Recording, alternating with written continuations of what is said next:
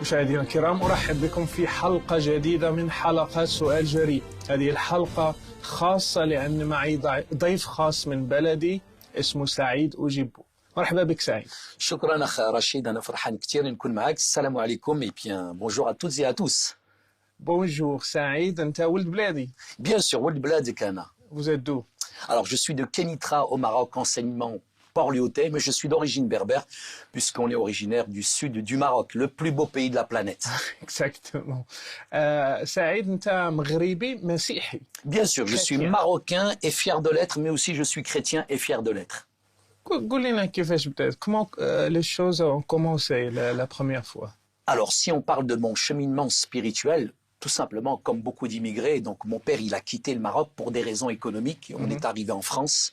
Et quand on est arrivé en France, en fait, mon premier réflexe, à cause un petit peu de l'attitude, de l'environnement, mais aussi de l'atmosphère et puis de l'accueil des Français, ça me faisait vraiment sentir que j'étais immigré, j'étais étranger. Donc l'accueil, non seulement il y avait des conditions climatiques, puisqu'on est arrivé dans une région où il y avait de la neige, où c'était glacial, mais l'accueil des Français était tellement glacial que finalement, j'ai commencé à pratiquer l'islam d'une manière vraiment volontaire. Parce que c'était une manière de protéger mon identité. Quel âge tu Alors moi j'étais tout petit, hein. Je suis arrivé en France à l'âge de 3 ans et demi, mais ma pratique de l'islam elle a commencé à l'âge de 8 ans, assez tôt. C'était à cause de ton père ou bien de la famille et l'environnement? Non, pas du tout. Non, pas du tout. En fait, c'est un réflexe identitaire. C'est une manière de se protéger, une manière aussi d'afficher son identité, en fait. Son islamité, quelque part, on l'affiche. Parce que finalement, on est quelque part en crise identitaire. Parce que de temps en temps, en fait, on retourne au Maroc, on nous appelle les Blancs, Bidawi. Et puis en France, on est les mâles blanchis. Il n'y a qu'en Espagne, finalement, qu'on est gris, quoi. Donc, comme on est dans ce déchirement, dans ce dépouillement, dans cette crise identitaire, il y a un véritable dilemme entre deux cultures qui se rencontrent. Et la meilleure manière, je dirais, c'était de pratiquer ma religion, l'islam, que je trouve, pour moi, c'était la plus belle religion. Et tu étais fier d'être musulman? Bien sûr, fier d'être musulman. C'est-à-dire que notre pratique de l'islam, elle se résumait donc à la prière, bien sûr, le vendredi, les 5 prières par jour aussi quotidiennes, mais le moment du ramadan, c'était le moment le plus important pour nous, où chaque parents étaient là, nous formions un cercle, et puis ensemble, il y avait la rupture du jeûne. C'était un temps extraordinaire en France. L'aspect social. L'aspect social, l'aspect culturel aussi, mais aussi la fête du mouton. Alors, il y avait le mythe du mouton, etc. en France, mais pour nous, c'est vrai que l'Aïd el-Kbir, pour nous, c'était un moment très fort avec la communauté, puisqu'on avait beaucoup de voisins marocains, algériens, etc. C'était vraiment un moment très fort d'être ensemble. Et après? Eh bien, ce qui est arrivé en fait, c'est que moi, j'avais pas besoin que mon père me dise Saïd va faire ta prière, parce que j'aimais Dieu, j'aimais les choses de Dieu. Et quand je faisais la salat, que ça soit Bismillah ar-Rahman ar-Rahim, Qul Huwallahu Ahad, toutes mes prières, etc., c'était des récitations mécaniques par cœur que j'avais apprises, et en même temps. C'était ton père que t'as appris comment faire les prières? Non, c'est d'abord dans l'école coranique. Quasiment depuis le Maroc.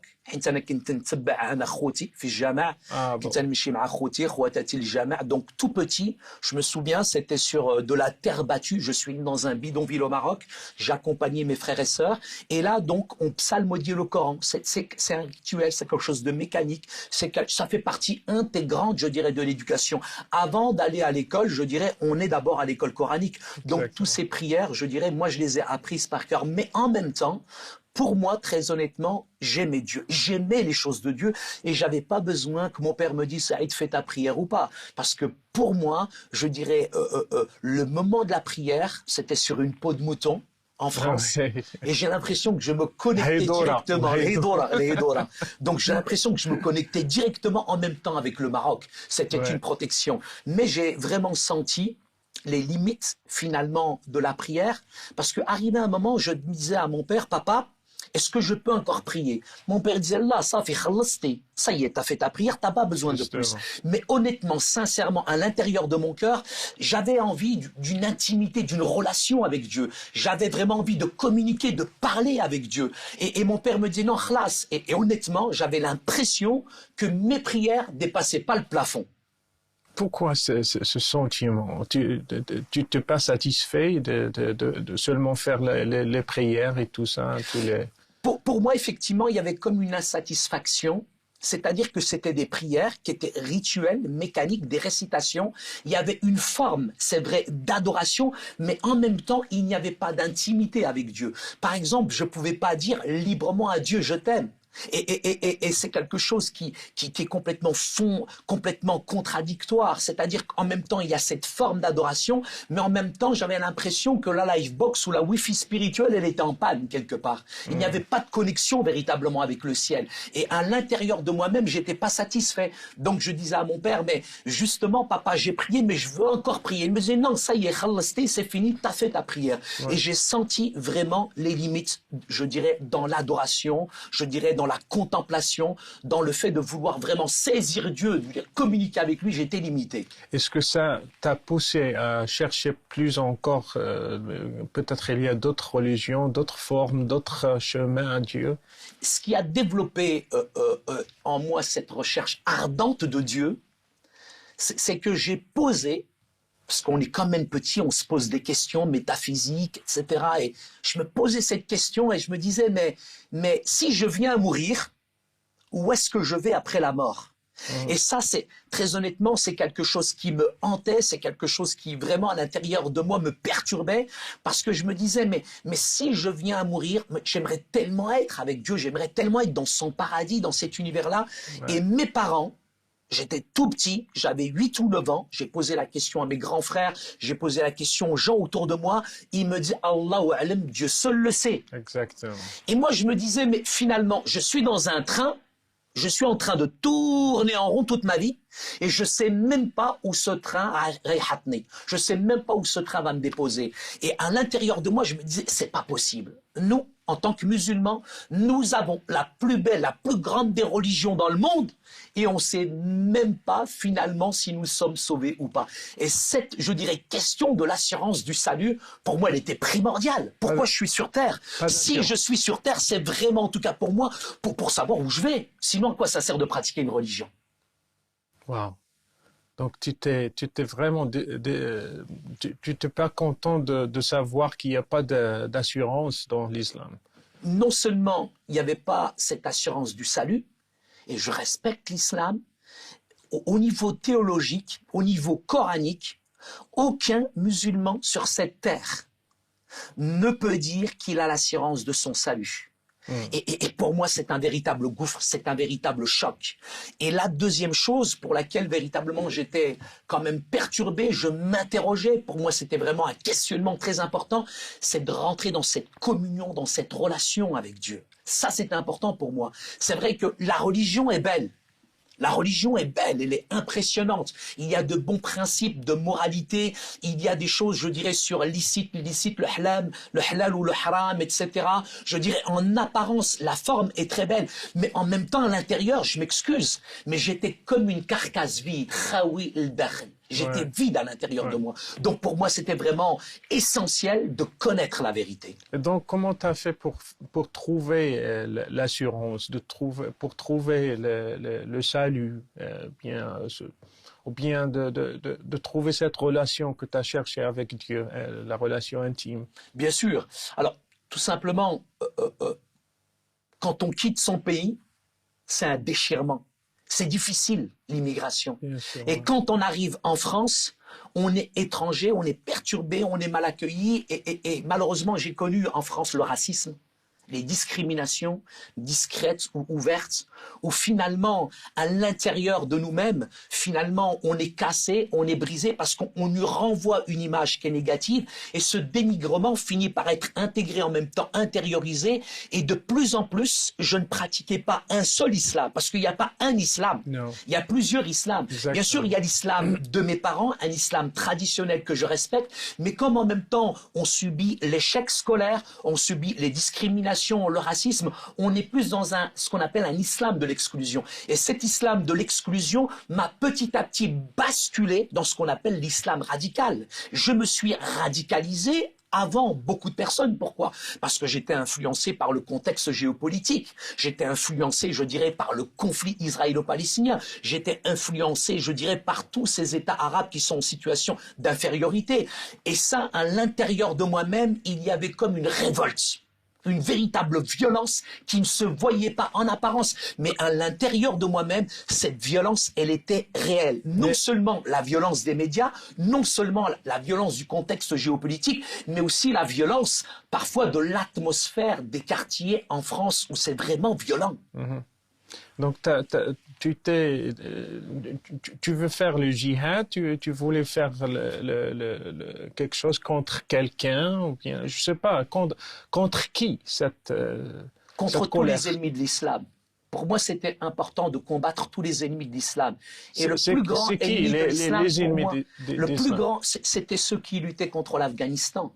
J'étais tout petit et quand je voyais ce conflit, quand je voyais les images à la télévision, j'avais qu'une envie, mais j'étais trop petit. J'aurais voulu mourir pour Dieu. J'aurais voulu m'engager et lutter contre les Russes parce qu'ils étaient en train de casser, de briser notre peuple en Afghanistan. Et c'est vrai que je vivais en même temps comme un Afghan dans nos quartiers. Je vivais comme un Palestinien dans nos quartiers. Et finalement, cette violence qui avait à l'extérieur a fini par être intégrée, intériorisée à l'intérieur de moi-même. Et cette violence, finalement, qu'est-ce que vous voulez que je devienne? Charlie Gaz de la maison dans la prairie? Qu'est-ce que vous voulez que je devienne? Je suis devenu quelqu'un de violent, quelqu'un avec beaucoup de haine, avec beaucoup d'animosité. Et dans mon quartier, rien ne s'obtenait que par la ruse, le mensonge ou la violence. Et cette violence, elle est devenue mon identité, elle est devenue ma vie et je l'ai reproduit. Alors tout simplement, dans mon quartier dit sensible, je me suis battu contre un voisin où ça a déclenché une grande bagarre. Toute sa famille contre ma famille. Son père, il est venu, il m'a tapé, ma mère, elle est venue, elle l'a déboîté. Sa femme, elle est venue, elle a tapé ma mère. Mon père, il est venu, il a déboîté sa femme. Et ça a fait une émeute. Mais ma mère, je l'ai vue, elle a pris tellement des coups et des coups sur la tête, elle est tombée par terre. Et c'est là où les gendarmes, les pompiers, ils sont arrivés avec l'ambulance et ils ont transporté ma mère à l'hôpital. Et à ce moment-là, j'avais 13-14 ans, j'ai vu la violence qu'il y avait à l'intérieur de moi. C'est-à-dire que je voulais faire le bien, très honnêtement. Mais c'est comme si le mal, il était collé, il était attaché à moi. De temps en temps, je voulais tendre la main comme ça, mais toujours ça se terminait avec des poings. Et dans mon cœur, j'étais cassé, dans mon cœur, j'étais brisé. Mais quand j'ai vu ma mère par terre, à ce moment-là, j'ai dit, c'est pas possible. Toute ma vie, toute ma vie, je vais être comme ça, je vais être violent. Et à ce moment-là, j'ai vraiment crié à Dieu. J'ai jamais crié à Dieu, hasha haram. Tu peux pas parler à Dieu directement. Ouais. Mais là, j'ai dit, Ya Rabbi, atiqni, aouni, Ya Rabbi, viens, aide-moi, libère-moi de cette haine, libère-moi de cette violence. Et ce qui est arrivé, c'est assez étonnant. Au-dessus de chez nous, il y avait des Français. Ils venaient juste d'habiter au-dessus de chez nous. Et le salut ne peut venir que d'en haut. Ils ont frappé chez nous, toc toc, et ils nous ont dit on va garder vos petits frères et sœurs parce que votre maman est à l'hôpital. C'est un choc en France. C'est la première fois qu'on voyait des Français venir chez nous des Arabes. Sans préjugés, sans stéréotypes, sans clichés, ils sont venus et ils nous ont dit voilà, on veut garder vos petits frères et sœurs. Vous savez très bien, frère Rachid, nous sommes d'une culture où on ne sait pas dire non. On leur a dit non. Oui. Et ils ont gardé mes petits frères et sœurs. Et ces Français-là, ils étaient tellement différents des autres. Je me souviens quand ma mère, parce qu'il y a quand même l'aspect culturel qui est là, ma mère, quand elle est sortie de l'hôpital, elle leur a fait un couscous marocain.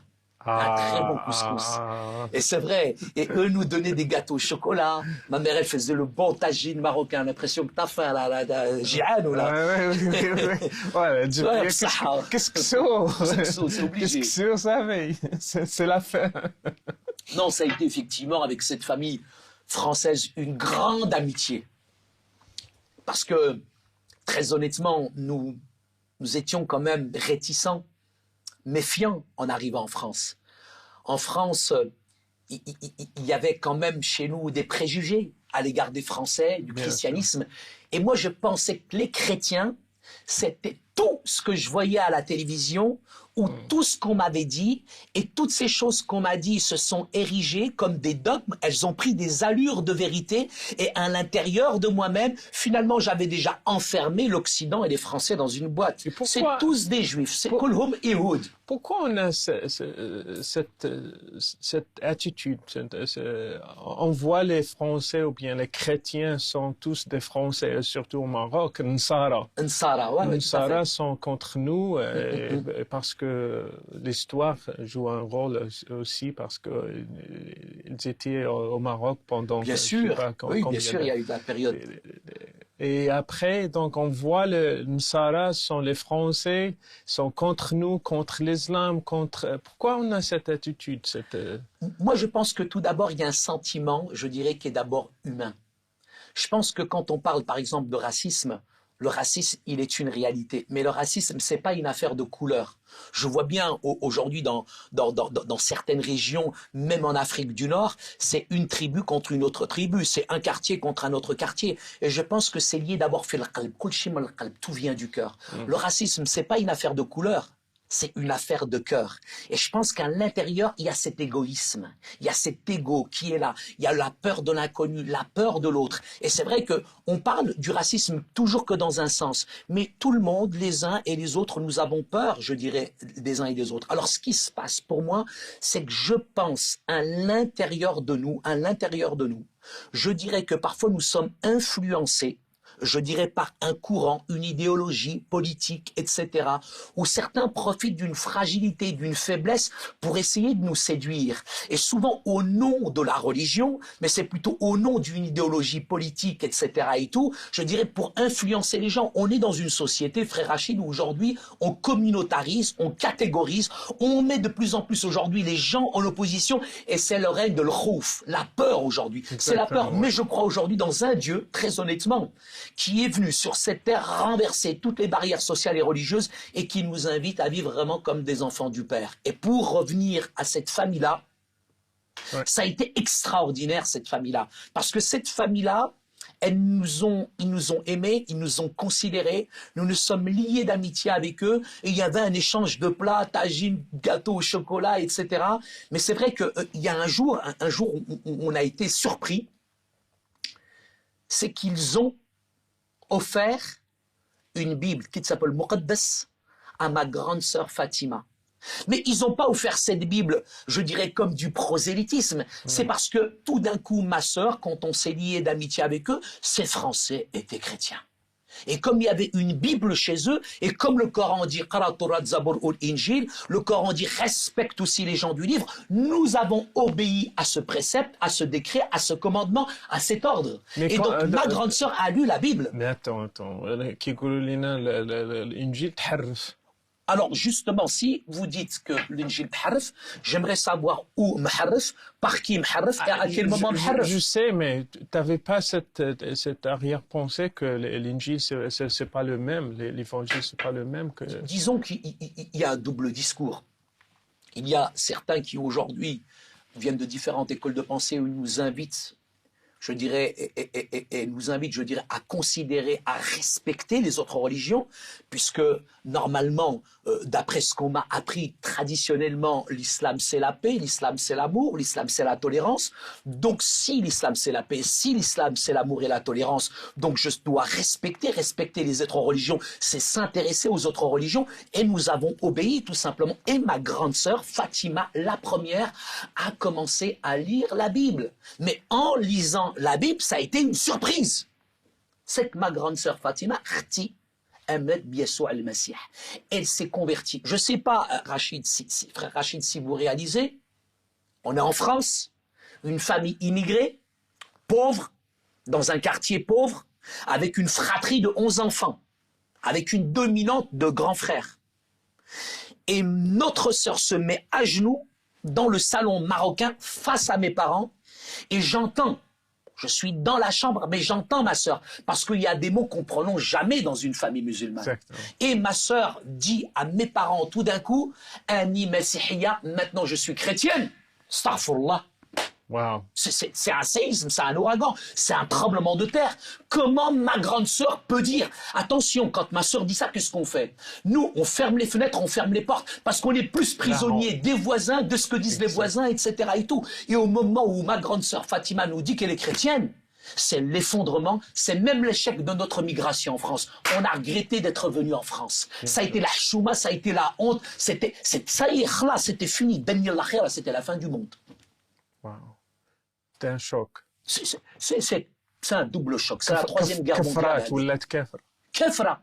Bien sûr, kafra. Bien sûr, non seulement ça, mais c'est la plus haute trahison pour moi. Moi, j'ai 14 ans. Moi, l'islam, c'est ma fierté. L'islam, c'est mon identité. L'islam, c'est ma religion. Tu veux Et nous mourir sommes en pour France. l'islam. Pardon? Tu voulais mourir pour Bien l'islam. sûr, mais tout musulman est prêt à mourir pour Allah Ta'ala. C'est une réalité. Et ta sœur? Nous, les Français, l'Occident, ils aiment la vie, ils chérissent la vie. Mais nous, la mort nous fait pas peur. Elle fait partie de la vie. Même la mort, c'est le commencement de la vie pour nous, coraniquement. Ouais. Mais à ce moment-là, quand ma grande sœur nous dit ça, mais tout s'effondre. Tout s'effondre. Pour nous, c'est une catastrophe. Chouma, on a honte, on est cassé, on est brisé. Mais en même temps, nous, on pense, parce qu'on est en France, que c'est un effet de mode. Parce qu'à l'époque, il faut savoir qu'il y avait beaucoup d'immigrés en France qui étaient dans des situations d'infériorité. Et en même temps, il y avait toute l'histoire de la guerre d'Algérie, le colonialisme, etc. Et tout cet héritage qui était là finalement fait que certains parents, ils pratiquaient ce qu'on appelle la politique du silence. Ils cachaient leur identité musulmane. Ils n'affichaient pas leur identité musulmane comme on l'affiche aujourd'hui. Si bien que cet islam privatisé, intériorisé, était pratiqué, mais d'une manière, je dirais, cachée. Si bien que là, quand ma grande sœur nous dit finalement qu'elle s'est convertie à Christ, nous, on pensait qu'elle était complexée, qu'elle n'était pas fière de ses origines, et c'était une manière, la conversion d'occidentalisation. C'est-à-dire, elle veut devenir blanche plus blanche transparente. Khlas. Voilà. C'est-à-dire que même à l'époque, frère Rachid, il y avait des filles qui s'appelaient Fatima, et pour travailler à la mairie, elles changeaient de nom, elles devenaient Zama Martine. J'avais des copains, on jouait au foot dans le quartier, dans la cité, ils s'appelaient Momo. Et quand on était au club de foot avec les Français, Max. Ils changeaient de nom parce qu'il y avait un complexe d'infériorité. Il y avait comme une crise d'identité. La plupart des immigrés n'étaient pas fiers de leurs origines, etc. Ouais. Et quand ma sœur nous dit ça, nous on dit que bon, c'est un effet de mode, ça va lui passer, etc. Mais il n'y a rien qui lui passe. Quel âge 18 ans. Ma sœur a 18 ans à ce moment-là. Et ma sœur fait un choix intellectuel, spirituel. Elle n'a pas été séduite. Ces Français, je dirais, qui étaient là, lui ont juste offert un livre. Et elle a lu. Elle a lu le livre. Elle a lu ce livre, Kitab al-Muqaddas. Et quand elle a lu ce livre, elle nous a parlé d'un prophète qui s'appelle Yeshua, Jésus. Et elle nous a dit, il est non seulement un prophète, mais il est plus qu'un prophète, il est le Messie, il est le sauveur du monde. Yeshua al-Masih, Et quand ma sœur nous a dit ça, elle le disait avec une telle force, avec une telle conviction, un musulman ne doute pas de l'existence de Dieu. C'est pas la peine d'aller voir un musulman et lui dire si tu crois en Dieu. Oui, en France. Ouais. En France, il y a un monsieur, je l'ai rencontré, je lui ai dit, monsieur, vous croyez en Dieu? Il m'a dit, je suis athée, Dieu merci. Peut-être ici, en Occident, mais un musulman est fier de son identité. Je crois que c'est dans notre ADN, dès la naissance. Mais quand ma grande sœur nous a partagé en quelque sorte sa foi, comment elle a rencontré Jésus, c'est d'abord une expérience, c'est dans la prière, c'est dans l'adoration, où elle a compris en lisant la Bible que finalement elle était pécheresse. Al-Khatiya, le péché c'est pas voler, mentir, tricher, c'est grave, mais le pire des péchés c'est qu'on a détourné nos regards de Dieu, c'est cette souffrance qu'on inflige directement avec Dieu, c'est cette communion qui s'est brisée avec Dieu. Et quand ma sœur nous a explicité son cheminement spirituel, mais j'ai jamais douté de ma foi. Je ne peux pas douter de ma foi. Mais quand ma grande sœur Fatima nous a dit son expérience, j'ai dit, oh, quelle force, quelle paix, quelle joie elle dégage. Et on était complètement déstabilisés. Mes parents étaient déstabilisés, on était déstabilisés. Vous savez, en France... Ta mère et ton père, qu'est-ce qu'ils ont fait? Mon père et ma mère, qu'est-ce que vous voulez qu'ils fassent? Bien sûr que gentil. Parce que devant les autres, c'est honteux. Mais c'est chouma, c'est honteux. Donc on l'a caché, on l'a calfeutré. Donc très honnêtement, on l'a brutalisé. Mes parents, ma mère l'a frappé, mes grands frères l'ont frappé, et on a déchiré. On a déchiré toute sa Bible. Page par page, on a déchiré toute sa Bible, mais on n'a jamais déchiré la foi, l'amour qu'elle avait pour Jésus. Et c'est ça qui était grave. C'était ça qui était perturbant. C'est que malgré les coups, malgré les menaces, malgré qu'on l'empêchait, mais plus on l'empêchait, plus elle aimait Jésus. قلت هذه راه مجنونة سحروها. Mais elle aimait Jésus. Vous savez, il y Tu t'es a fâché un grand... contre les voisins en haut? C'est les voisins qui ont causé cette Je pense pas. conversion? Non, ça n'a rien à voir avec les voisins. Ouais, ils ont donné la Bible quand Ils même. ont donné la Bible, mais c'est pas eux, je dirais, le déclenchement de cette conversion, ce sont pas les voisins. Je pense, moi, comme ma sœur, comme des millions aujourd'hui, c'est que dans le cœur, c'était le désert Sahara. C'était la sécheresse spirituelle. C'était à l'intérieur d'elle, je dirais, comme un brisement. Et ma sœur aspirait à cette relation avec Dieu. Elle aspirait véritablement aussi à l'assurance de son salut. Et quand elle a fait cette expérience-là, c'est vrai que c'est d'abord elle-même qui a choisi. Elle a 18 ans, elle est majeure, elle est vaccinée, j'ai envie de vous dire. Mais en même temps, dans son cœur, elle est consciente du choix qu'elle prend. Parce que c'est pas n'importe quel chemin. C'est, en plus, pour une fille musulmane, c'est pas n'importe quel chemin. Mais tellement cette rencontre, elle est bouleversante. Tellement cette rencontre, elle est forte. On peut plus faire marche arrière. À ce moment-là, mes parents, tout simplement, décident de la laisser tranquille parce qu'ils pensent que ma sœur, dans les mois, dans les années, finalement va changer et qu'elle va revenir finalement à l'islam. Mais c'est tout l'inverse qui se passe.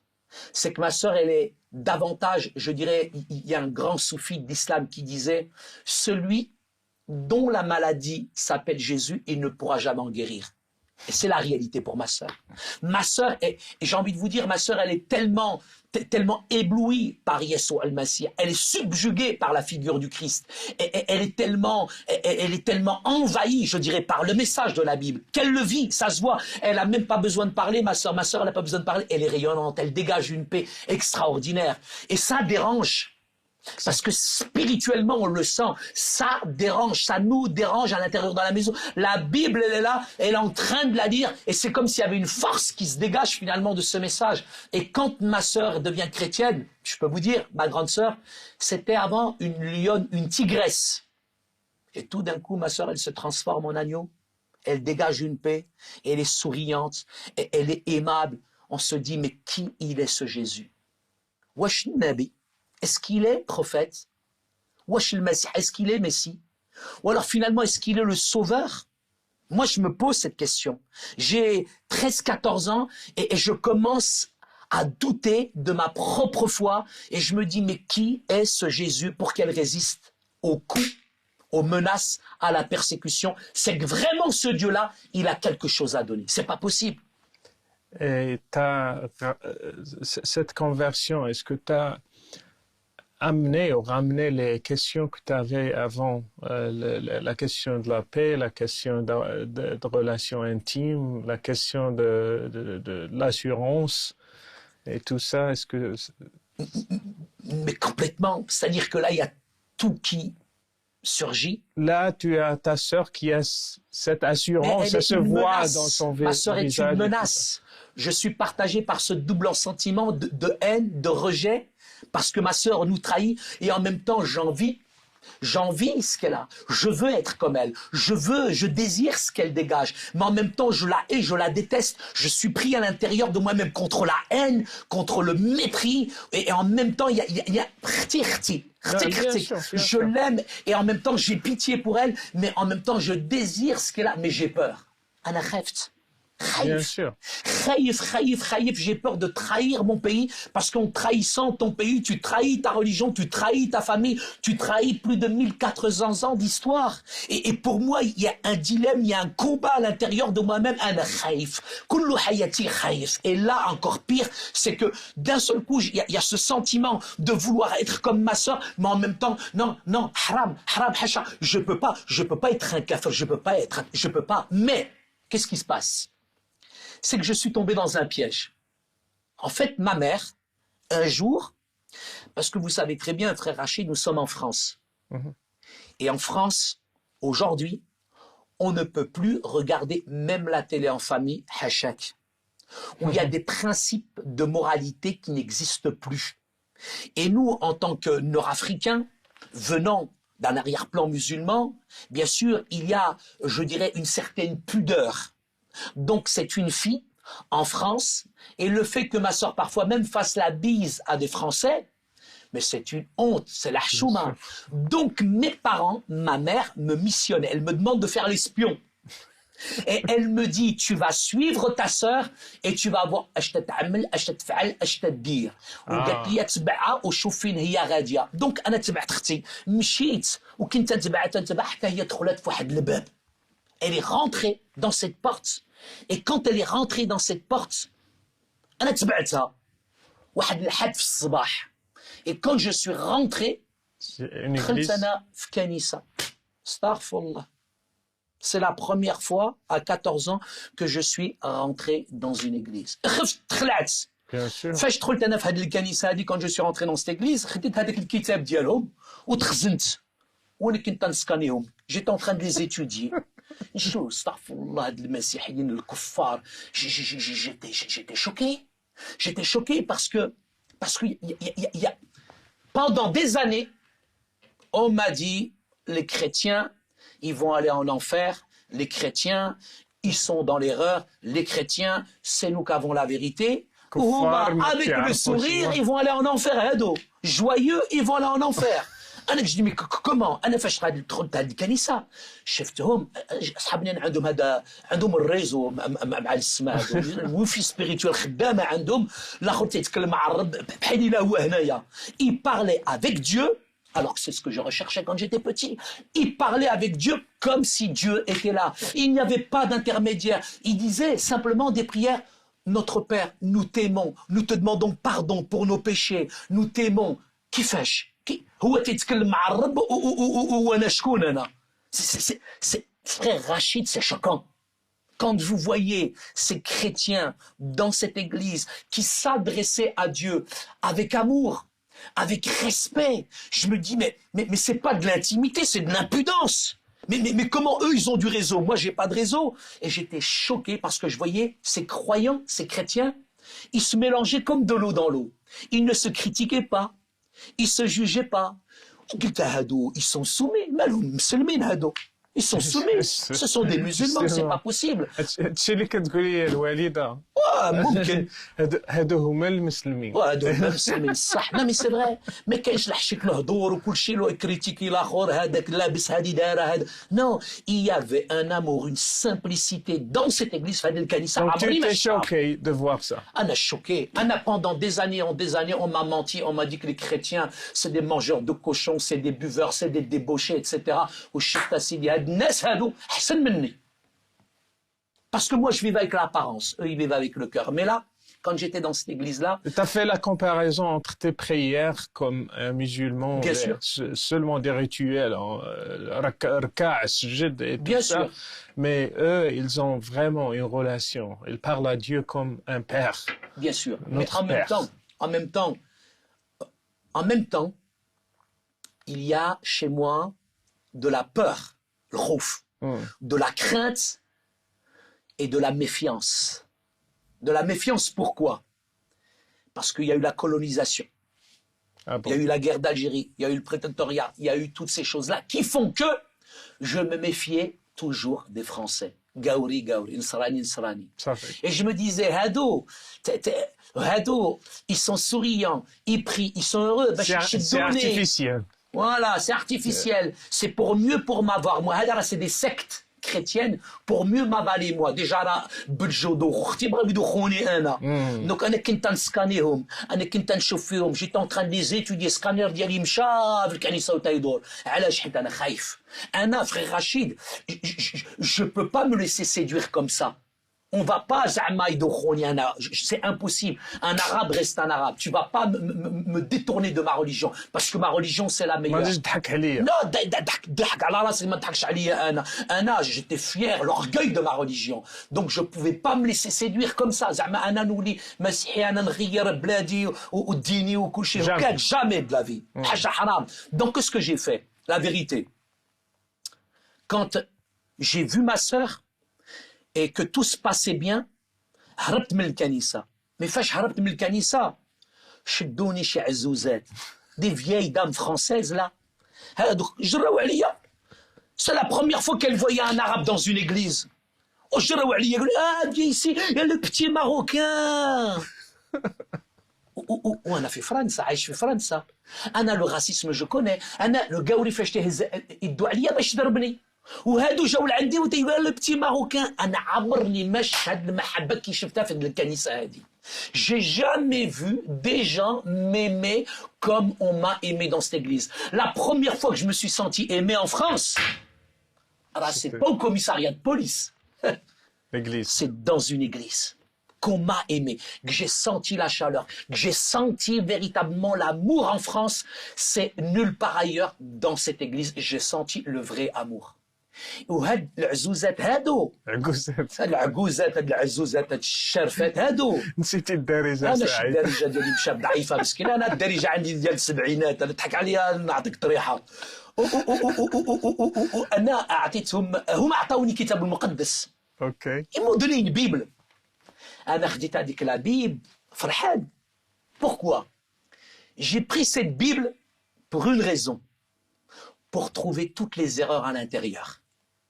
وبديت انا من لا جونيز ومشيت en exode طول حياتي وفاش لحقت انا الانجيل راسي راه طردك ما تيت elle a explosé.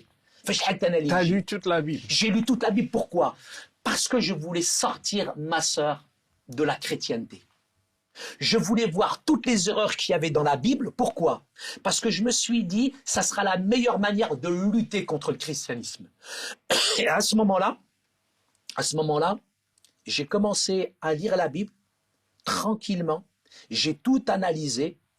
Mais quand je suis arrivé à l'évangile, là, راسي راه تفرقع.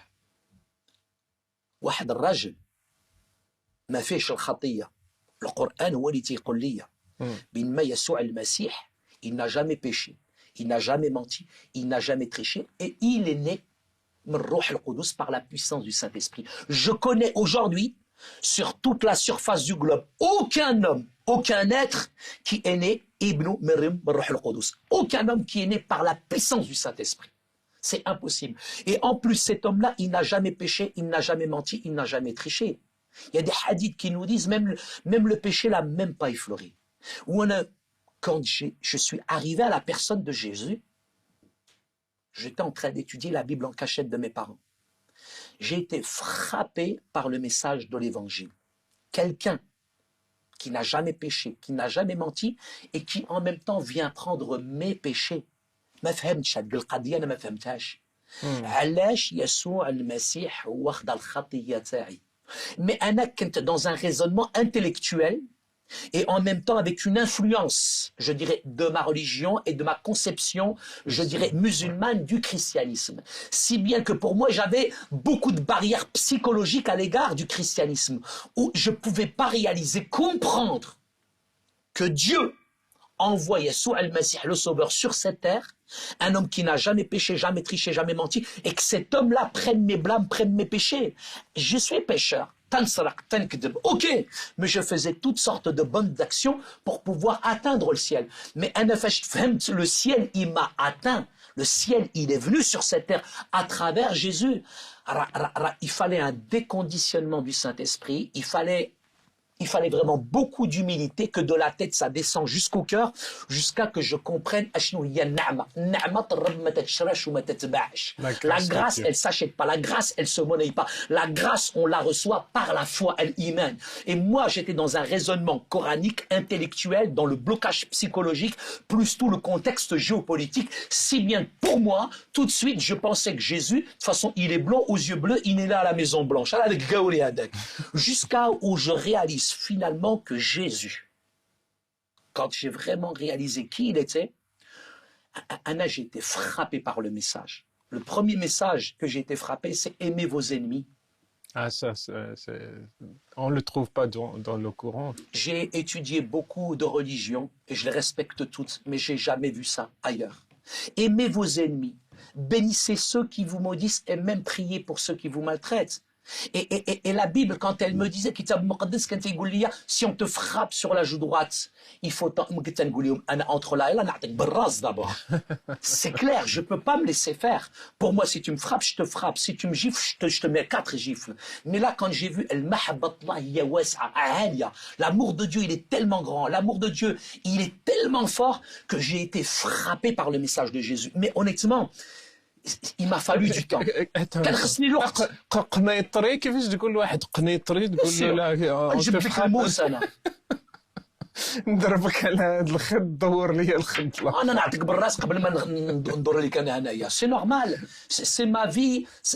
J'ai grandi comme ça. La violence elle a été toute ma vie. Et là, Kitab al-Muqaddas, la Bible elle me dit زعما tiens si tu as une chemise, tu vas la donner. Comment je vais donner? Mais j'ai été subjugué, frappé, je dirais, par le message du Christ, qui est un message d'amour, un message de pardon, un message véritablement qui m'a perturbé.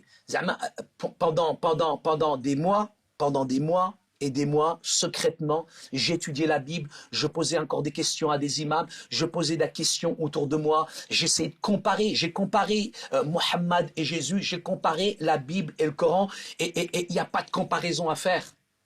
Quand je suis arrivé à Yeshua al-Masih, à la personne de Jésus, j'ai été frappé par cet homme qui a été suspendu entre le ciel et la terre, et j'ai compris que c'est pas les clous qui l'ont gardé sur la croix, mais c'était le mahabba, c'était l'amour qu'il avait pour moi.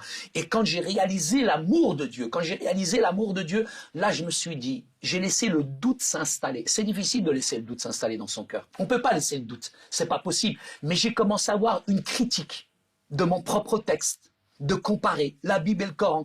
Et c'est là Tu où... n'avais pas de questions sur le fait que, par exemple, Jésus est le Fils de Dieu. Comment c'est une question, résolu c'est une question qui est fondamentale. C'est une question qui est fondamentale. Mais frère Rachid, si vous êtes au premier étage d'une maison, et vous voyez votre fils que vous aimez en train de se noyer, qu'est-ce que vous faites?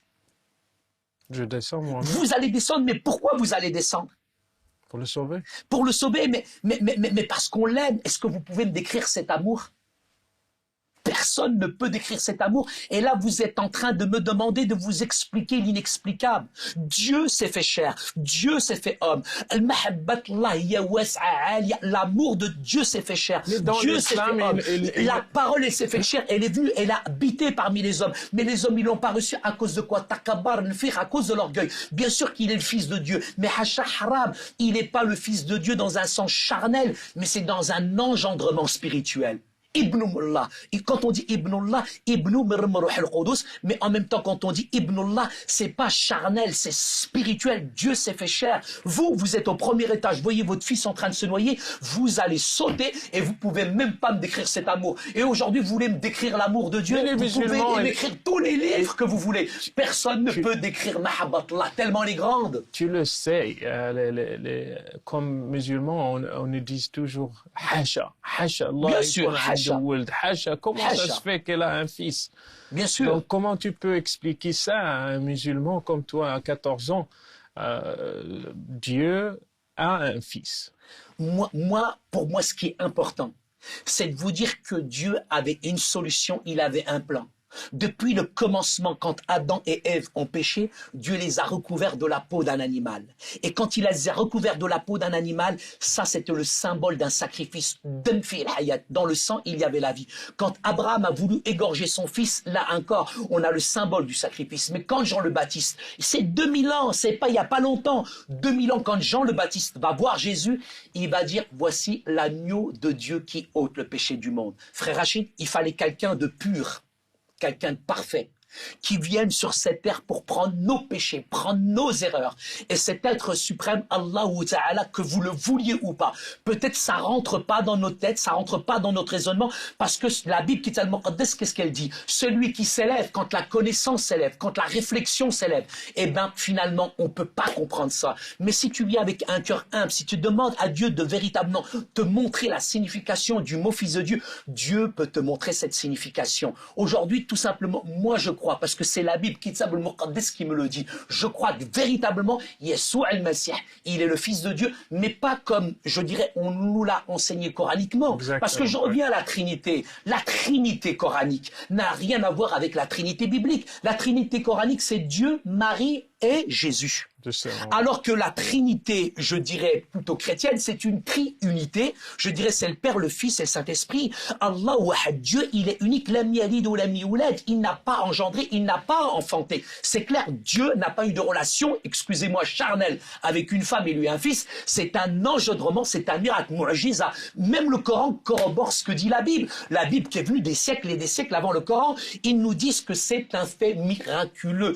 Trouvez-moi un homme aujourd'hui sur cette terre qui est né par l'action du Saint-Esprit. Même Adam, il est né du souffle de Dieu et Meshir Ruh al-Qudus. Ça, c'est une grande différence. Et c'est vrai que ça, ces points-là sont cruciaux sur la question du Fils de Dieu, sur la question de la Bible, qu'elle n'est pas la parole de Dieu, mais plus on fouille, plus on cherche, plus moi j'ai été conforté. Je dirais que Kitab al-Muqaddas wa Kalim Allah. J'ai été frappé par ce message de la Bible et c'est cette Bible qui a commencé, parce que j'ai pas fini, cette Bible a commencé à changer mes sentiments, à transformer mon cœur.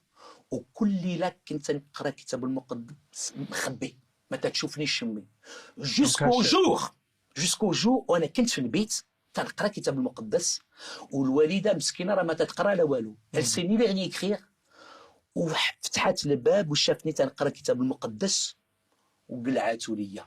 ما تتقرا لا والو. Elle savait que c'était la Bible. Spirituellement تيشمو. Ma mère savait que c'était la Bible. Et quand elle m'a arraché la Bible, كان عندي 14 عام. وانا عند الوالدين تنحترمهم. Bien sûr. Donc j'étais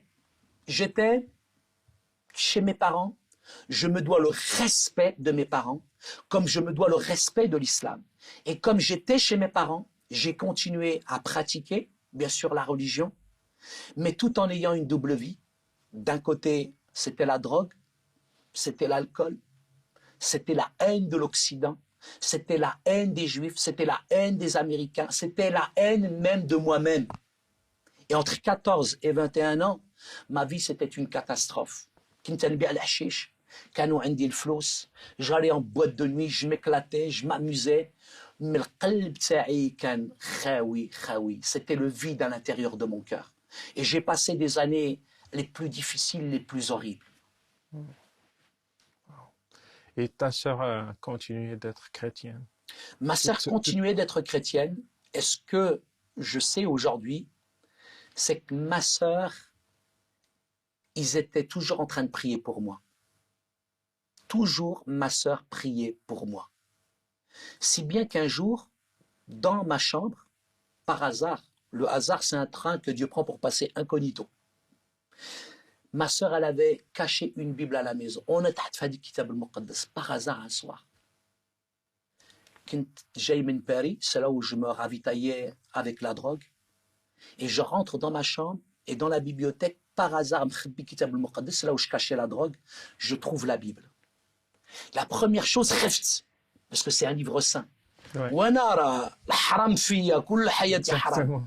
Donc j'ai peur. Mais en même temps, je prends cette Bible et je commence à la lire.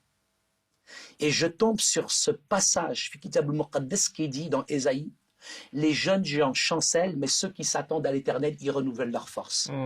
Un frère Rachid, là, je suis pas le charisme toc-toc, ou je suis même pas de la branche du soufisme. Je recherche pas les choses, vous savez, fantastiques, émotionnelles, ou les sensations, les pulsions. Je suis très cartésien, là, je suis devenu français. Comme saint Thomas, je crois, tout ce que je vois, c'est tout. Mais là, en lisant Kitab al-Muqaddas, il y a comme une présence qui est rentrée dans la chambre. Comme une présence où quand j'ai touché ce livre qui est saint, et que j'ai lu la Bible, il y a comme une parole à l'intérieur de moi où je suis pas mystique, je suis pas un four j'entends, et bien sûr cette voix elle n'est pas audible, mais cette voix elle me dit Saïd, je t'aime. Et là Rachid, je pleure parce que je vois en quelques secondes ma haine, mon orgueil, mes péchés, la violence. Entre 14 et 21 ans, c'était la bagarre, c'était la violence, c'était le racisme, c'était les discriminations, c'était une double vie. J'avais de l'argent, j'avais des copines, des blondes, des brunes, des rouges, des vertes, mais dans mon cœur, wallo, khlas, j'étais détruit à l'intérieur de moi-même. Et là, tout d'un coup, c'est comme un état de péché. Il y a un film qui passe devant tes yeux, il y a toute ta vie qui passe en quelques secondes. Au trinette. Et j'ai vraiment dit à Jésus, Ya Sayyidina Isa, Ya Yassoua al-Masih, Aji a'taqni, aouni. J'étais détruit. Moralement, psychologiquement, intellectuellement, je tenais qu'avec la chiche. Et le jour-là, j'ai bien dormi. Je n'avais pas besoin de fumer la chiche pour dormir. Là, j'ai vraiment bien dormi. Et le lendemain, je me réveille, je vais au lycée, et quand j'arrive au lycée, malheureusement, donc, il y a la police qui est là, la police de la drogue, ce qu'on appelle la police des stupéfiants, puisque je vendais de la drogue dans l'école où j'étais, et quand la police, elle m'a attrapé, ils m'ont renvoyé de l'école. Et là, quand tu as ton nom dans le journal, tu deviens la chouma, tu deviens la honte de tes parents, de la famille, du quartier. Et j'ai commencé vraiment à demander à Dieu, moi j'avais besoin de personne, j'avais peur de personne. Et c'était ma vie, j'ai grandi comme ça, Debza, j'ai besoin de personne. Je ne suis pas quelqu'un de faible par nature, et même la faiblesse, je l'aime bien. La violence, je l'aime bien. L'échec, je l'aime bien. Toute ma vie, ça a été un échec. Toute ma vie, ça a été de la violence. J'avais peur de personne. Mais là, pour une fois dans ma vie, j'ai dit, Dieu, aide-moi. Parce que je ne pouvais plus rien faire. J'étais comme au pied du mur. Pas par faiblesse, mais parce que je savais que si je continuais comme ça, j'allais mourir. Et à ce moment-là, quand j'ai crié à Dieu, dit Kitab al-Muqaddas, au Kitab al-Muqaddas, la Bible, elle est claire. La Bible, elle me disait, celui qui cache al-Khatiyya, celui qui cache ses fautes, il ne prospère point. Mais celui qui les avoue et qui les délaisse, il obtient rahma, il obtient la miséricorde de Dieu. Celui qui cache ses fautes, jamais il va grandir. Mais celui qui les confesse, la repentance, c'est confesser pas simplement avec la tête, avec les lèvres, mais avec le cœur. La repentance, c'est pas juste une espèce d'excuse du bout des lèvres, mais vraiment demander pardon à Dieu. Et là, à ce moment-là, quand j'ai vraiment demandé pardon à Dieu avec mon cœur, Dieu a complètement commencé à changer ma vie. Dieu m'a donné un lycée. Parce que je crois que Dieu y répond à la prière. Si tu demandes à Dieu quelque chose avec ton cœur, que c'est conforme à la parole de Dieu, c'est dans sa volonté et c'est pour ton bien, ton bénéfice, eh bien Dieu exauce la prière. J'ai demandé à Dieu de me donner un lycée alors que dans toute la région, j'avais ma réputation, frère Rachid. Tous les lycées me connaissaient pour la drogue, etc., la violence que je faisais partout. Les lycées ne m'acceptent pas. Il y a un lycée qui m'accepte.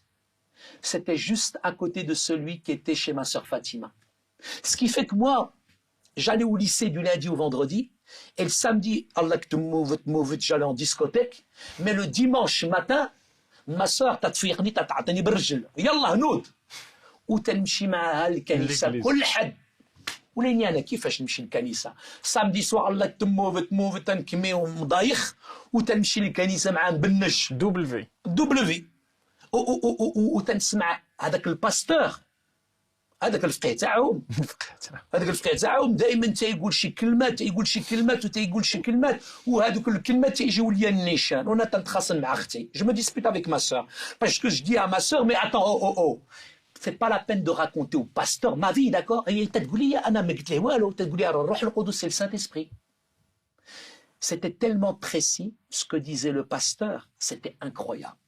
وانا وليت نفهم هذيك la double vie. Tu ne peux pas vivre ici sur cette terre toute ta vie double vie. Ça ne marche pas avec Dieu. Ouais. Arrive un moment, il faut que tu sois en règle avec Dieu. Tu peux tromper les hommes, tu peux tromper les gens de l'église, les gens de la mosquée, tu peux tromper tes parents, tu peux tromper ton environnement. Mais Dieu, Yassoua al-Masih, on ne se moque pas de lui. On ne trompe pas Jésus. Et arrivé à un moment, j'ai vraiment tremblé dans la présence de Dieu. Et j'ai vraiment compris, c'est pas simplement voler, mentir, tricher, toutes ces choses-là. Mais le khatiya, c'est que j'étais un hypocrite, j'étais un lâche, et j'avais une double vie. Et devant Dieu, je devais lui demander pardon. Ou intellectuellement, je sais ce que c'est que le péché. Mais quand j'ai compris le sens de la croix, quand j'ai compris ce que c'était que l'amour de Dieu, quand j'ai compris qu'il y a Yeshua al-Masih, c'est pas simplement le petit sauveur qu'on sort à Noël avec la bûche, le pain d'épices, toutes ces choses-là. Yeshua al-Masih, c'est pas le 24 décembre. Yeshua al-Masih, c'est les 365 jours. Yeshua al-Masih, c'est toute ma vie. Et là, j'ai compris, j'ai réalisé ce que c'était que la croix. Et quand j'ai été frappé par le message de la croix, j'ai compris qu'il n'est pas le sauveur seulement, mais il est Seigneur de ma vie. Il doit diriger ma vie. Il est le maître de ma vie. Mais frère Rachid, je ne savais pas ce que c'était que la soumission et l'obéissance. Je ne voulais même pas que mon père, à moi, ou les Français, je dirais, j'obéisse à qui que ce soit. Mais là, j'ai dû me soumettre à Yeshua al-Masih.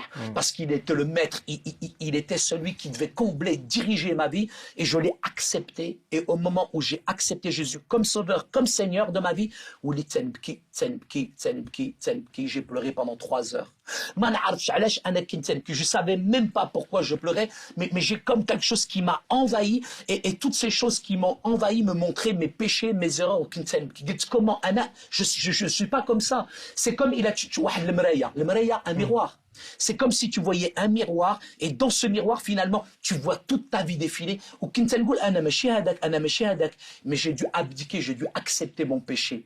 Et Dieu m'a convaincu de péché, de justice et de jugement. Et quand là, véritablement, j'ai réalisé la croix, vraiment, il y avait comme une tristesse qui m'a envahi, une tristesse très forte qui m'a envahi, mais en même temps, un sentiment de joie qui me disait, je t'aime et je te pardonne pour tes péchés.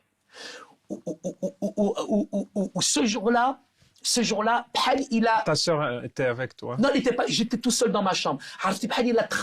C'est comme si j'étais né une deuxième fois. Je ne sais pas ce qui m'arrivait. Physiquement, intellectuellement, psychiquement, j'avais l'impression que tout d'un coup, le Saïd, l'ancien, il est parti. Et j'étais une personne nouvelle. Où j'ai une joie extraordinaire. Tu parles de ma mère. Elle aime Walida.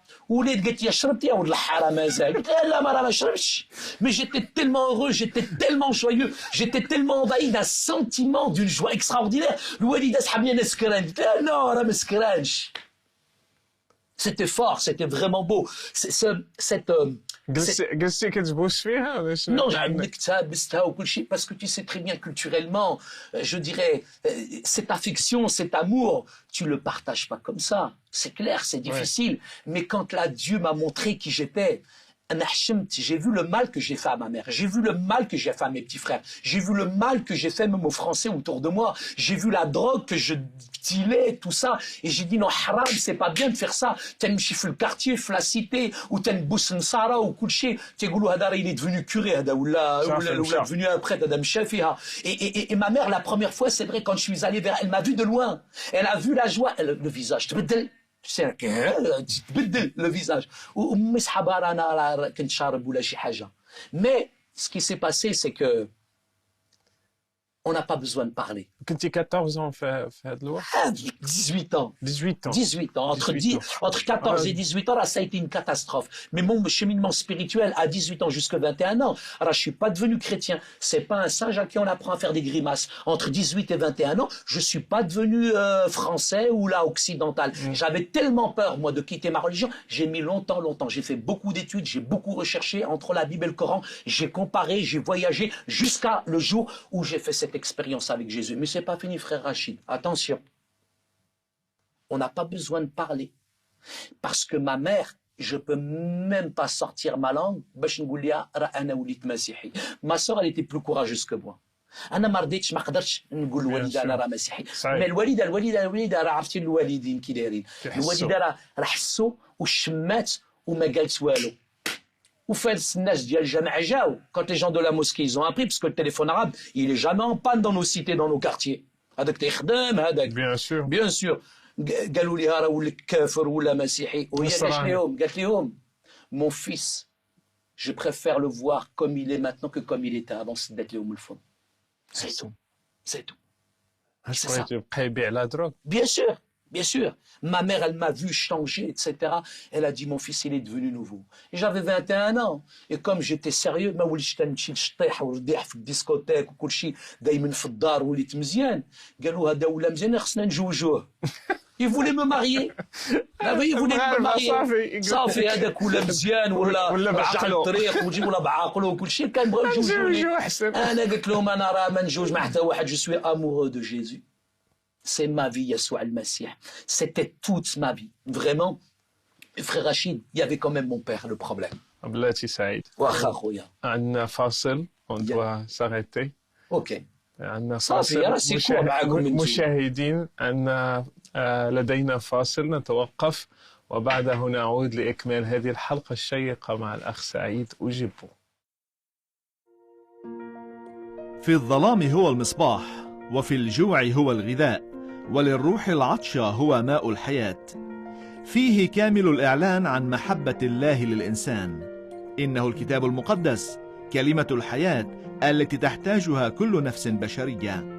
يمكنك اليوم إضافة إلى حصولك على نسخة من الكتاب المقدس أن تستمع إليه أو تقرأه إلكترونيا باتباع الخطوات التالية.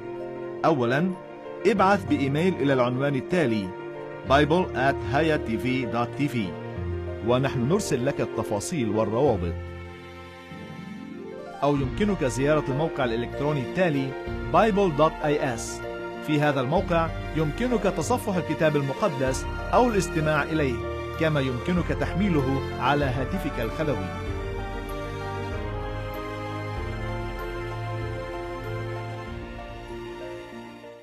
عودة مشاهدينا لإكمال هذه الحلقة من برنامج سؤال جريء. Saïd, tu as commencé à parler de ton père. Donc, qu'est-ce qui s'est passé avec ton père? Écoute, suite à ma conversion, c'est vrai que c'était difficile, je dirais, de parler avec son père. Moi, j'ai eu très peu de communication. Je dirais, mon père s'emmurait, je dirais, dans le silence. Je pouvais rester, je dirais, à l'intérieur de la maison pendant 1 an, juste en ayant des conversations qui sont formelles avec mon père. Et la relation père-fils, culturellement, est très difficile. Ouais. Moi, j'ai jamais regardé même mon père dans les yeux. J'ai jamais eu vraiment de véritable communication avec lui. Et je pense à un héritage, parce que mon père, c'est ce qu'il a hérité, c'est ce qu'il a transmis. Mais en même temps, il y avait des choses quand même dans ma famille qui me heurtaient, qui me gênaient, qui me perturbaient. J'ai vu beaucoup de violence. Mais quand je me suis converti, j'avais comme un sentiment de haine à l'égard de mon père, parce que c'était difficile, certaines choses que j'avais vécues. L'argent qu'on avait partait au Maroc pour des maisons dans lesquelles finalement on n'a jamais habité à l'intérieur. Ouais. Et nous, on était là dans une situation vraiment pauvre en France, si bien que dans mon cœur, j'avais cultivé beaucoup d'haine, beaucoup d'animosité à l'égard de mon père. Et alors que j'étais chrétien, j'allais à l'église, j'étais baptisé, mais je haïssais, je détestais mon père à l'intérieur de moi-même. Mais tu peux tromper une religion, mais pas Jésus. Ouais. Parce que Jésus, lui, il n'y a pas de double discours. Tu es obligé d'être authentique avec le Christ. Et Ruh al-Qudus, la puissance du Saint-Esprit, me mettait toujours en exergue, finalement, le conflit que j'avais avec mon père. Il savait que tu étais chrétien? Bien sûr qu'il le savait. Mon père, tout de suite, a vu le changement, la transformation. Mais c'est tabou. T'as pas parlé de ça? Non, c'est tabou. C'est tabou d'en parler. En même temps, il n'ose pas. Moi, j'ose pas lui dire, etc. et tout. Mais il y a des insinuations, etc.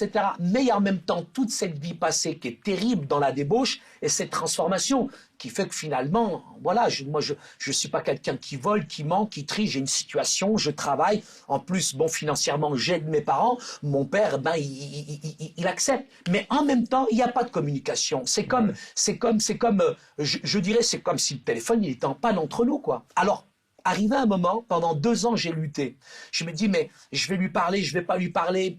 Même ma langue, elle restait collée au palais parce que j'osais pas dire à mon père que j'étais chrétien. Mais il fallait que je lui dise. Mais il fallait que je lui dise d'autres choses. Donc j'ai commencé par prier et demander à Dieu de me donner la force d'aller parler avec mon père. Et parfois même, je faisais des périodes de jeûne où je ne mangeais pas, où j'étais vraiment... Le jeûne, c'est pas simplement, je dirais, la négation, je dirais, de la substance, je dirais, mentalement, ou psychiquement ou physiquement, mais c'est plutôt cette relation qu'on a dans le jeûne. On n'avait pas ça dans l'islam. On n'avait que le ramadan. Le jeûne, c'est le ramadan. C'est être social avec les gens et manger ensemble et tout ça.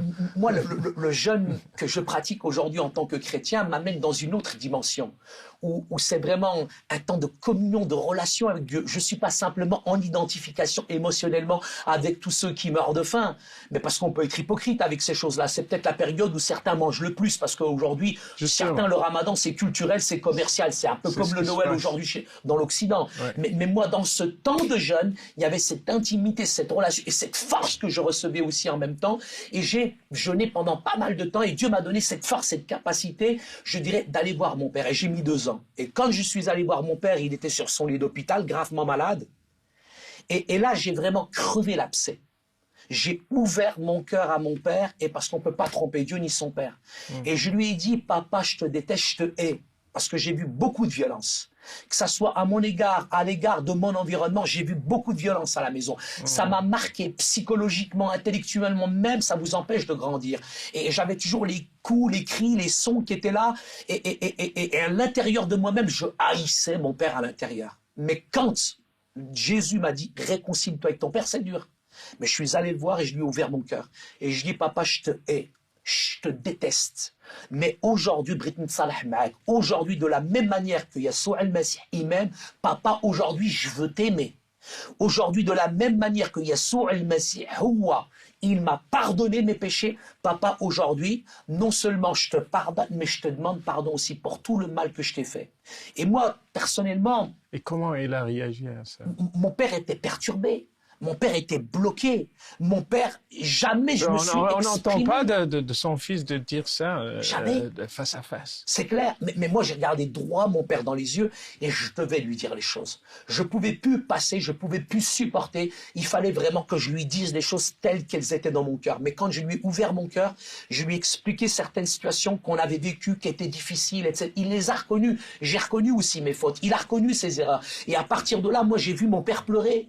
Mon père, Zama a dit, j'ai vu mon père pleurer, et j'ai pas profité d'une situation de faiblesse ou quoi que ce soit, mais je lui dis, papa, je connais quelqu'un, un berger, qui a laissé toutes ses brebis pour aller chercher une qui était perdue. Papa, je lui dis, je connais un père, que quand son fils est parti, malgré tout ce qu'il a eu fait de mal, son fils, quand il est revenu, son père, il a couru. Il se jetait dans ses bras et il l'a embrassé. Je dis, papa, Yassoua al-Masih, il peut changer ton cœur, il peut transformer ta vie. Et moi, là, j'ai vu mon père s'effondrer en larmes, et mon père, il me dit, mais comment qu'on fait pour accepter Jésus? Moi, j'ai eu peur.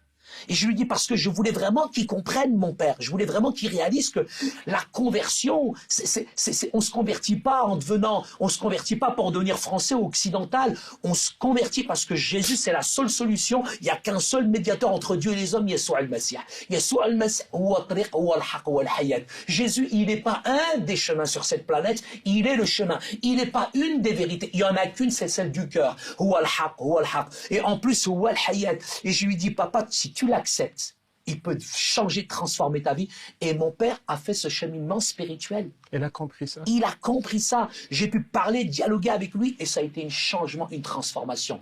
Moi, j'aurais jamais compris. Tu n'étais pas surpris la réaction comme Bien ça? sûr. Il accepte sur Mais place. je me demandais justement s'il avait compris, réalisé. Mais quand j'ai vu mon père s'effondrer, vous savez, quand il y a cette présence de Dieu, quand elle nous touche, cette grâce particulière, cette irruption de la grâce, c'est quelque chose de formidable, de fondamental, de miraculeux. Et à ce moment-là, mon père, il m'a dit, mais moi aussi, je veux faire cette expérience. Et quand mon père a fait cette expérience, mon père, c'est devenu un père, où je l'ai serré dans mes bras, où je lui ai dit, Ana Amri men qult Abba tanhabek, papa, je t'aime. Là, j'ai on le dit pas serré chez mon nous. père dans les bras et je lui dis, papa, je t'aime. Et c'est devenu un véritable père pour moi. C'est devenu un frère pour moi. C'est devenu un ami pour moi. Et mon père, pendant, je dirais, des années et des années, nous nous sommes réconciliés. Et je réalise une chose, frère Rachid, c'est que la religion, elle nous éloigne de Dieu. La religion, elle nous éloigne finalement du Père.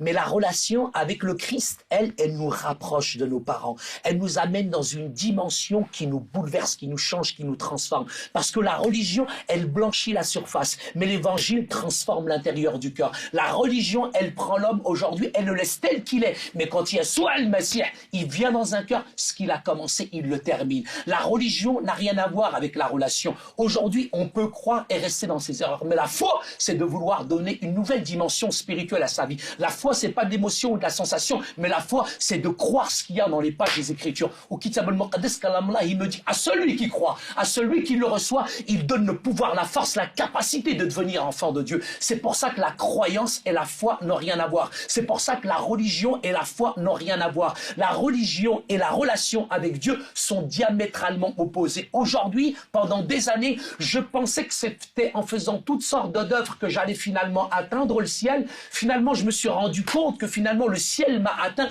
à travers Jésus et il m'a réconcilié. Jésus, il est venu renverser toutes les barrières sociales et religieuses et il nous invite véritablement à vivre comme des enfants du Père. Et Dieu, Yeshua al-Masih, il n'y a personne, aucun psychologue, aucun psychothérapeute, aucune thérapie, aucune politique, aucune religion ne peut changer un être humain. Personne ne peut changer Saïd, mais Yeshua al-Masih هو اللي بدل قلبي وحياتي وحتى واحد ما غيبدل قلبي وحياتي إلى يسوع المسيح هو الحق هو الحياة هو الطريق. Amin. Amin. Waouh, là, ta mère, comment elle a réagi? Ma mère, vous savez, une maman, quand elle m'a vu, Elle a Parce que dit, c'est- elle a dit ça devant tout le monde, bien ton sûr, père? bien sûr, mais une maman reste une maman. Une maman, elle a qu'une envie. Une maman, elle a qu'une envie, c'est arja al-dinak, c'est reviens à ta religion. Et je comprends ma mère. Parce que j'ai vécu la situation de ma sœur. Ma sœur, quand elle-même, elle est devenue chrétienne, j'étais dans les mêmes sentiments que ma mère. Mais parce que le 5e commandement dans la Bible, dans la parole de Dieu, c'est honore ton père et ta mère. Elle est ici. J'aime mes parents, je suis soumis à mes parents, je respecte mes parents. J'ai un héritage culturel que je respecte. J'ai un héritage, je dis religieux, mais je dirais la foi, je l'ai choisi. Je suis aujourd'hui plus dans une religion, mais dans une spiritualité, dans une communion, dans une relation avec Dieu. Si bien que ma mère, je comprends son envie, etc. C'est qu'elle me voit, elle voit très bien qui je suis. Je suis marié, j'ai des enfants. Je suis pas en train de voler, etc. et tout. Mais tout ça fait que ma mère, aujourd'hui, c'est vrai que il y a une déception, mais en même temps, je dirais, il y a aussi le témoignage qui est là. Aujourd'hui, ma vie a été changée, ma vie a été transformée. Et ça, la preuve là, personne ne peut le faire, c'est une miracle. Il n'y a personne qui peut changer un être humain. Il n'y a personne qui peut transformer même une nation. Il n'y a que Jésus qui peut le faire. Et à partir de là, je peux dire qu'aujourd'hui, très honnêtement, avec ma mère, j'ai des très bonnes relations. Je visite ma mère régulièrement. Je veux dire Et avec j'aime ma mère. Ma'abak, je veux dire avec ton père. Lorsqu'elle a su que ton père est devenu chrétien. Mais à partir de là, à partir de là, c'est clair qu'il n'y avait pas de... c'est tabou. On ne peut pas en parler. Elle voyait le changement, la transformation. Voilà, comme il y a un changement, il y a une transformation. On ne peut pas en parler, on ne peut pas en dialoguer. Et c'est caché, toutes ces choses-là. C'est masqué. Et puis même, je dirais, le fait qu'il y ait ce cheminement spirituel de la part de mon père, c'est clair que je sais que quand un de mes grands frères l'a appris, mais lui s'est vraiment mis en colère, quoi. Parce que c'est la pire des choses, je dirais, qui arrive dans une famille. Mais moi, c'est pas moi qui l'ai déclenché. Ça, c'est Dieu. Dieu appelle qui il veut, il choisit qui il veut. Al-Mahabbatullah, elle est pour tout le monde aujourd'hui. Et moi, ma prière, c'est que vraiment, je souhaite que chacun fasse cette expérience-là. Pas l'expérience de l'occidentalisation du christianisme. Si on suit aujourd'hui le christianisme pour devenir chrétien, on se plante. Mais c'est suivre le Christ, celui qui a été le modèle. Yeshua al-Masih huwa khubz al-hayat. Yeshua al-Masih huwa nur al-alam. هو الحق وتعطينا الحق، هو الحياة ويعطيك الحياة، هو النور ويضويك، هو السلام وتعطيك السلام. Il est la vie. Il est la vie. Et cette expérience-là, je trouve qu'aujourd'hui, c'est égoïste. À chaque personne qui rencontre le Christ, qui vienne d'un arrière-plan musulman ou pas, pourquoi il ne la partage pas? À cause de la persécution, Kitab al-Muqaddas Kalamullah, il est clair. Nous serons persécutés à cause de notre justice. Et la justice, elle dit tout simplement que finalement, c'est dire la vérité. Et dire la vérité, c'est simplement vivre sa foi d'une manière authentique. J'aime aujourd'hui et je respecte toutes les religions. Pour moi, l'islam, c'est une belle religion. Mais à quoi ça sert aujourd'hui une religion si elle ne m'amène pas dans une relation, une communion avec Dieu et qu'elle me donne l'assurance de mon salut? Aujourd'hui, je le dis sans orgueil, je le dis avec beaucoup de simplicité, avec beaucoup de respect, avec beaucoup d'amour. Aujourd'hui, j'ai vraiment une intimité, une relation avec Dieu qui est extraordinaire. Je sais où je vais. Aujourd'hui, on accepte, on accepte que des Français adhèrent à l'islam. On accepte que des gens, je dirais, adhèrent à l'islam. Si l'islam, c'est l'amour, si l'islam, c'est la paix, si l'islam, c'est la tolérance, pourquoi aujourd'hui on n'accepterait pas qu'un tout petit arabe comme moi, tout petit comme ça, devienne chrétien? Est-ce que je suis dangereux?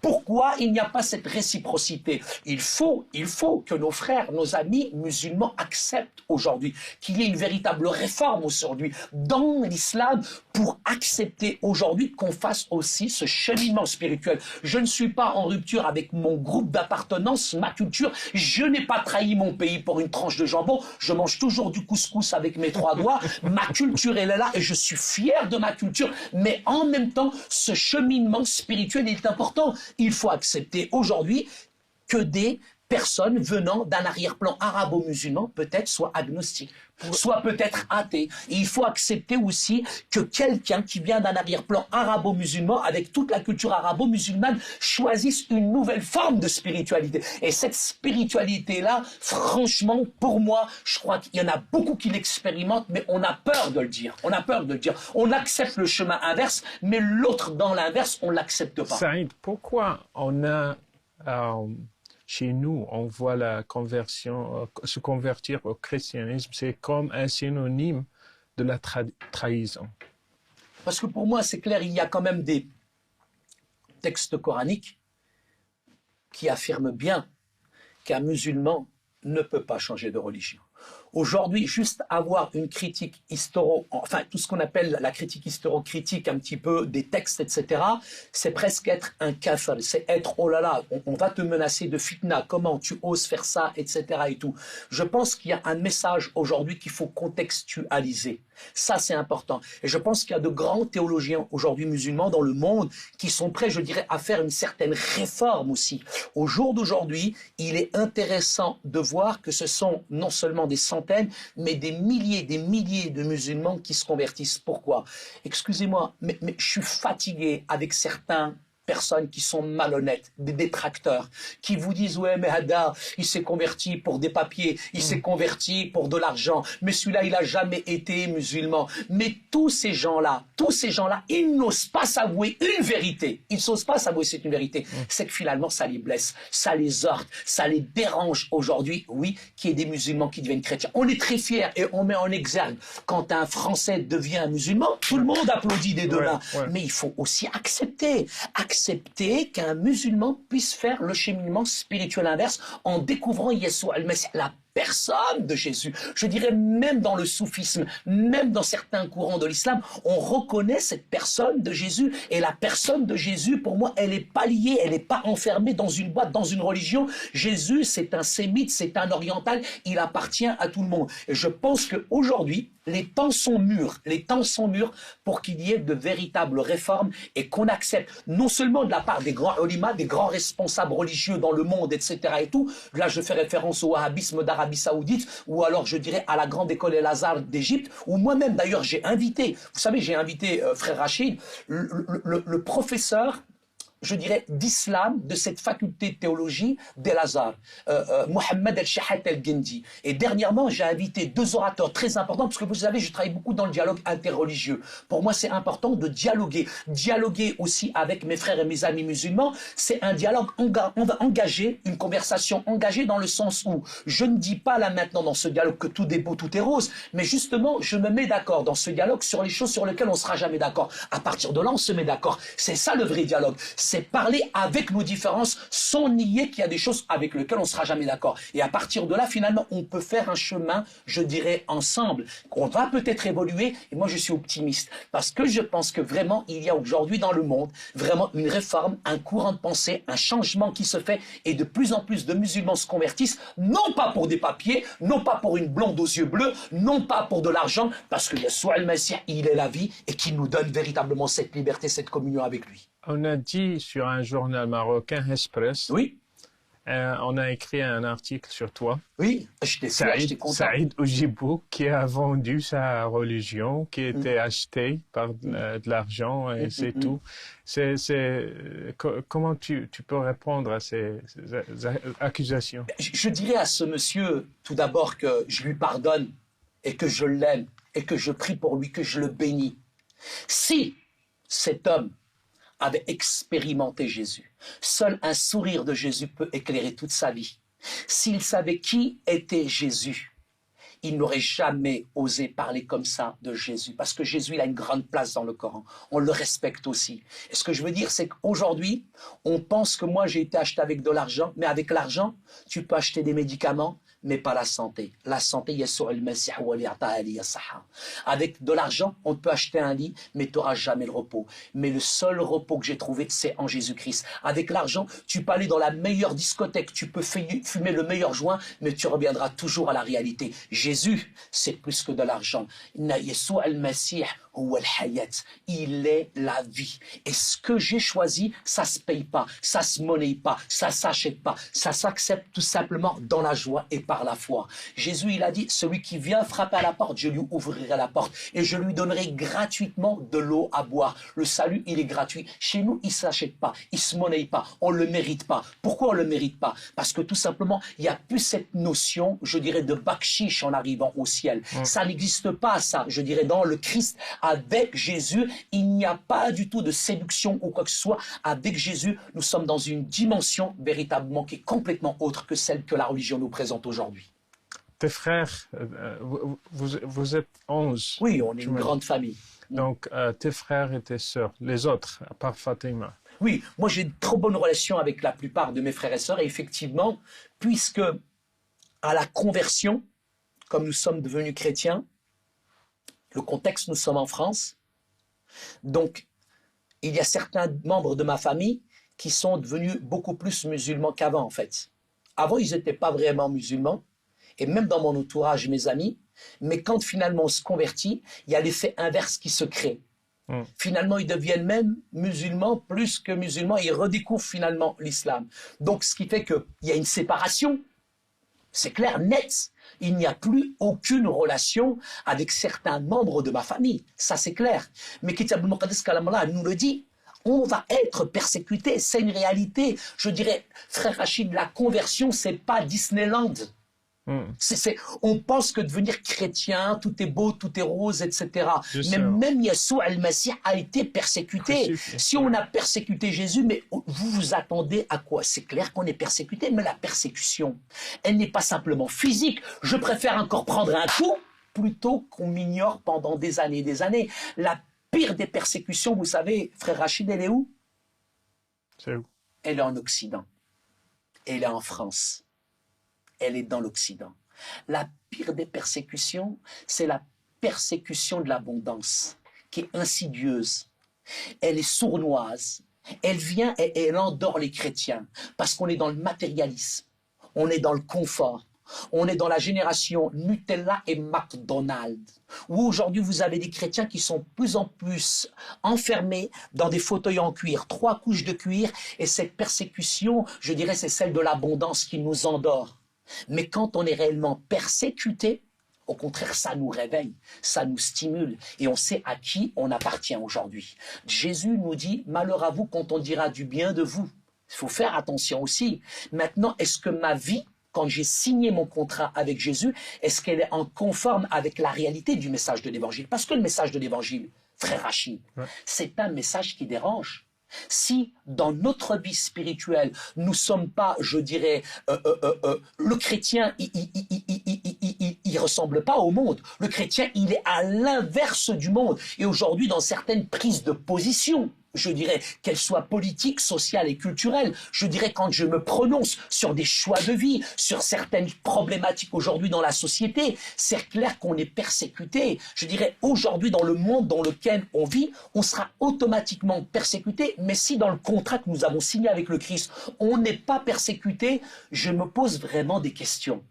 Je ne suis pas en train de dire, ne me faites pas dire ce que je n'ai pas dit. Je ne vous dis pas que si vous n'êtes pas persécuté, c'est parce que vous n'êtes pas des chrétiens. Il n'y a rien d'intrinsèquement bon, je dirais, dans la persécution. Mais quand même, si vraiment nous avons adhéré à Christ, si nous avons compris qui est le message de l'Évangile, automatiquement, on va être en porte-à-faux avec la mentalité et tout ce qui est en train de gouverner ce monde aujourd'hui. La persécution, elle vient pas simplement de telle ou de telle religion, mais la persécution, elle est dans le quotidien aujourd'hui.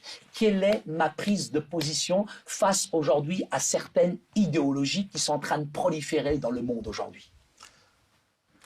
On a parlé de toi comme un prophète pour les Marocains. Que Dieu me garde, ça. En France. Et lorsque j'ai lu l'article Saïd, le prophète pour les Marocains, quelle est ta mission maintenant pour les musulmans, bien pour les Marocains, les immigrés, les Algériens, les Tunisiens, tous les Nord-Africains? Bien sûr, ma mission, elle est toute simple. Elle se résume, je dirais, en 2 commandements qui sont les plus grands. Quand j'ai expérimenté la puissance de Jésus, Jésus m'a donné 2 commandements. Tu aimeras le Seigneur ton Dieu de tout ton cœur, de toute ton âme, de toute ta force, mais aussi avec toute ton intelligence, et tu aimeras ton prochain comme toi-même. Problème Rachid, avant d'aimer son prochain, il faut s'aimer soi-même. Ça a été notre problème. On est cassé, on est brisé à l'intérieur. Il y a un travail de guérison, d'assainissement. Il faut que le médecin divin, c'est lui le vrai médecin, c'est lui le grand psychologue. Il est obligé de nous réparer, de nous construire, de nous fortifier. C'est seulement là qu'on peut aimer notre prochain. Et le 2e plus grand commandement, c'est aimer vos ennemis, bénissez ceux qui vous maudissent et faites du bien à ceux qui vous maltraitent. Mais pour moi, ma mission, elle n'est pas spécifique à une population. Je suis en France, j'aime les Français, j'aime, je dirais, les immigrés qui sont là. En France, vous retrouvez des Africains, vous retrouvez des Antillais, vous retrouvez des Nord-Africains. Moi, quand je rencontre quelqu'un, je dirais, je suis dans une atmosphère d'amour, de paix, de tolérance. Quand on me demande, mais Saïd, pourquoi tu t'es converti? Je témoigne à des Français comme je peux témoigner à des Nord-Africains, à des Africains comme à des Antillais. Mais quand on vient de me demander, mais Saïd, mais c'est quoi ton cheminement spirituel? Je partage ma foi dans une atmosphère d'amour et de liberté. Mais je ne suis pas là pour violer psychologiquement les gens ou alors pour essayer de les manipuler, je dirais, psychiquement pour profiter de leur faiblesse. Moi, je ne fais pas partie de certaines sectes, je dirais, dans d'autres religions qui sont en train de séduire ou comme ça. L'évangile. L'évangile, d'abord, c'est quelque chose qui se partage avec amour, avec joie, mais dans une atmosphère de liberté. Et seul le Christ est capable de toucher les cœurs. Quelle est ma mission? Je dirais ma mission, c'est de rendre tout d'abord heureux mon épouse et mes enfants, de prendre d'abord soin de ma famille, de pouvoir, je dirais, les éduquer, leur donner le meilleur de moi-même. C'est de pouvoir aussi prendre soin aussi de mes parents et de ma famille qui est dans mon entourage. Et c'est de respecter le pays dans lequel Dieu m'a mis, qui s'appelle la France. Et j'aime la France, et j'aime ce pays. Et je crois qu'il y a de grandes valeurs ici en France qui sont judo et chrétiennes que je dois aussi, je dirais, respecter. Mais ma mission aujourd'hui, c'est vrai que je suis consultant en prévention urbaine, ça c'est mon métier, je travaille dans différents quartiers sensibles en France, mais j'ai une autre casquette, c'est vrai que je suis pasteur. Je suis pasteur de l'église protestante en France. Ça, c'est un pasteur marocain. Pasteur d'origine. Et pourquoi pas?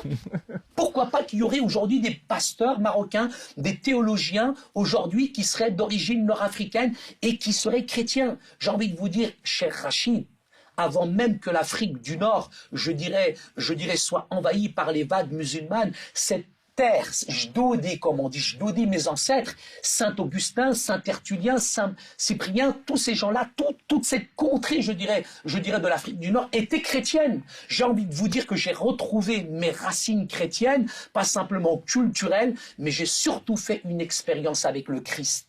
Et ça, c'est important pour moi. Le Christ, c'est une expérience. La foi, c'est du domaine du privé. Mais personne ne peut expérimenter ça dans son cœur et dans sa vie s'il ne le demande pas.